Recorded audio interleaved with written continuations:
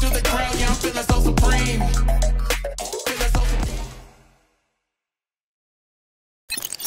Les blocs tronculaires de l'épaule sont des alternatives au bloc interscalénique, qui est la technique DLR recommandée en première intention pour l'anesthésie et l'analgésie de la chirurgie de l'épaule. Mais pourquoi le BIS est-il souvent un problème et doit-on parfois lui chercher des alternatives? Tout d'abord, il existe, il faut le savoir, 100% de paralysie phrénique associée à tout bloc interscalénique, même si on peut diminuer cette prévalence en utilisant l'écoguidage, en effectuant une injection extrafaciale, c'est-à-dire à une certaine distance des racines et non pas dans les racines, ou encore en injectant de faibles volumes, ce qui est connu depuis plus de 10 ans dans la littérature. En fait, les vraies contre-indications au BIS sont rares et exceptionnelles.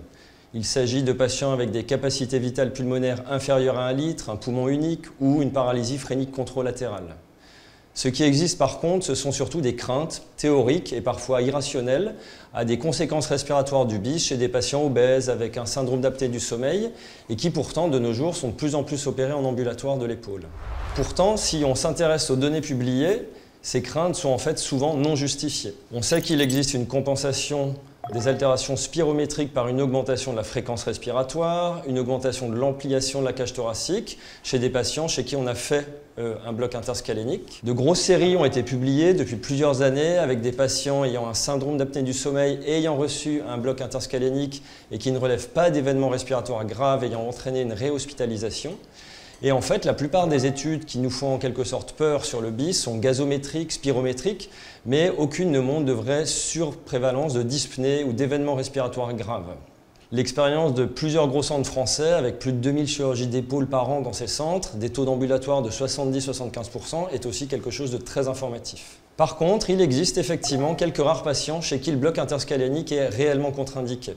Et chez ces patients, on sait qu'il est indispensable d'éviter une grosse prescription de morphinique puisqu'on va encore surgénérer un risque respiratoire. Il faut donc proposer à ces patients une alternative pour l'analgésie post-opératoire de leur opération de l'épaule. Parmi ces alternatives, certaines peuvent déjà être évacuées d'emblée. La péridurale cervicale ou l'infiltration, efficacité limitée, voire risque de chondrotoxicité.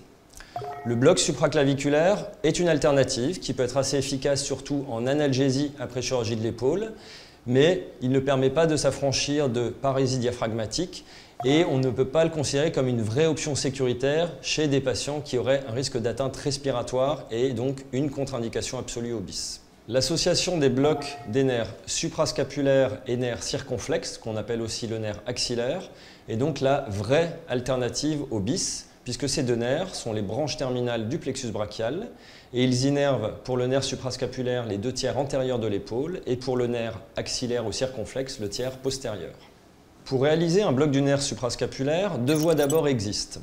La voie historique la plus ancienne, avant le développement de l'écoguidage, est une voie distale où on va aller localiser dans la fosse supraépineuse au-dessus de la scapula une échancrure osseuse dans laquelle passe l'artère suprascapulaire et à côté de laquelle chemine le nerf portant le même nom.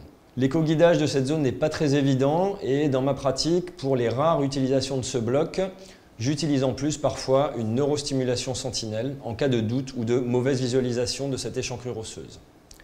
La deuxième voie qui a été développée et décrite avec l'écoguidage et est désormais la plus souvent utilisée et étudiée dans la littérature est une voie en fait proximale, très proche des racines du plexus brachial et à la face profonde du muscle homoyoïdien où on distingue le nerf suprascapulaire qui s'échappe des racines de ce plexus en faisant des mouvements d'ascenseur de votre sonde d'échographie.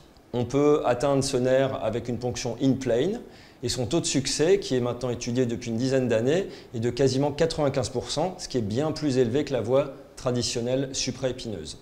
Pourtant, cela relève du bon sens. Quand on voit les images de cette injection, eh bien, on ne peut pas s'affranchir d'une diffusion au nerf diaphragmatique lorsqu'on injecte sur le nerf suprascapulaire. L'injection est très proche de la zone d'injection habituelle d'un bloc interscalénique C5-C6. Et il y a eu entre autres une étude anatomique cadavérique d'équipe de Toulouse qui a montré en 2019 qu'il y avait quasiment 20% d'atteinte du nerf phrénique dans cette voie proximale. Le bloc du nerf suprascapulaire comporte des avantages par rapport au bloc interscalénique. Une diminution de la rossité de la voix, une diminution de la prévalence du syndrome de Claude Bernard-Horner, mais aussi, dans sa voie proximale, un risque d'atteinte phrénique diminué par rapport au BIS. Son efficacité analgésique est similaire au bloc interscalénique, mais par contre, sa durée d'analgésie reste inférieure au BIS, qui reste tout de même le bloc le plus efficace et le plus long pour la chirurgie de l'épaule. Le bloc du nerf suprascapulaire ne s'occupe que des 2 tiers antérieurs de l'épaule. Il est donc nécessaire de l'associer au bloc du nerf circonflexe ou axillaire pour atteindre le tiers postérieur de l'épaule. Ce bloc axillaire ou circonflexe est assez rarement étudié tout seul, mais il est toujours étudié dans la littérature en association avec le suprascapulaire. Pour le réaliser, on doit aller se localiser avec la sonde d'échographie à la face postérieure du bras, chercher l'artère circonflexe postérieure de l'humérus en échographie, et le nerf chemine juste à côté.